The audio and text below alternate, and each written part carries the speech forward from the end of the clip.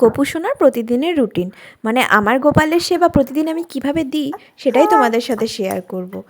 সবাই জানো যে গোপালকে 3বার করে সেবা দিতে হয়। দেখো, সকালবেলায় আমরা ঘুম থেকে ওঠা না পর্যন্ত ও ওঠে না।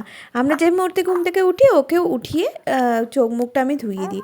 রাত্রে ওকে সোয়েটার ছাড়িয়েই ঘুম পাড়াই, সমস্ত গয়নাপাতি ছাড়িয়েই ঘুম পাড়াই। তো যাই হোক, চোখ মুখ ধুইয়ে এখানে সোয়েটার পরিয়ে দিয়েছি, যাতে যেহেতু এখন এখানে ঠান্ডা। দুধ বিস্কিট দিয়ে দিয়েছি ওকে। ব্যাস এইটুকুই ছিল সকালের সেবা। দুপুরবেলার দিকে ওকে স্নান করানোর পালা। তো সোয়েটার ফোয়েটার সব খুলিয়ে নিয়ে ওকে ঘি মাখিয়ে আমি স্নান করাই, যাতে ওর ঠান্ডাটা একটু কম লাগে। হ্যাঁ, অবশ্যই শীতের দিনে কিন্তু একটু ঠান্ডা গরম জল মিক্সড করে করাবে। যেদিন আমি মনে হয় যে ভীষণ শীত, আজকে জাস্ট গামটা মুছে নেব, সেদিন আমি ওকেও গাটা মুছিয়েই দিয়ে আর স্নান করাই না।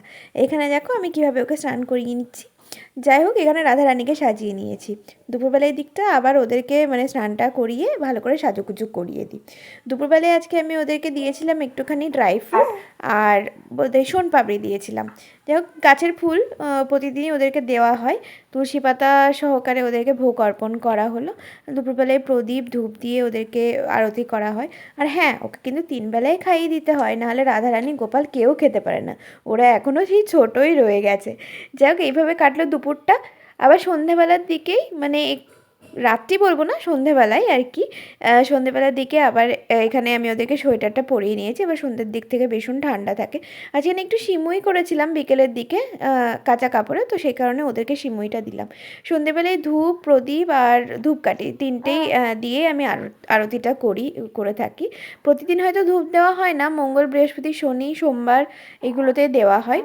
তো আজকেও এরকম ধূপ জ্বালিয়ে প্রদীপ সহকারে আমি ওদেরকে আরতি করে নিলাম আর খাবারটা এখানে খাইয়ে দিলাম। কিছুক্ষণ ওরা থাকে, বসে থাকে, তারপরে রাত্রের দিকে আমি আবার কাপড় ছেড়ে ওদেরকে শুইয়ে দিই। তো দেখো এইরকম আমি আবার সোয়েটারটা ওদেরকে খুলিয়ে দিলাম, ও সমস্ত সাজ টাজ ওদের খুলিয়ে দিলাম, আর এখানে আমি ওদেরকে ঘুম পাড়িয়ে দিলাম। এই বিছানাটা নতুন ওদের দিদুন ওদের জন্য কিনেছে। তো এইভাবেই প্রতিদিনের আমার গোপালের রুটিন চলে, এইভাবেই আমি গোপালের সেবা দিয়ে থাকি।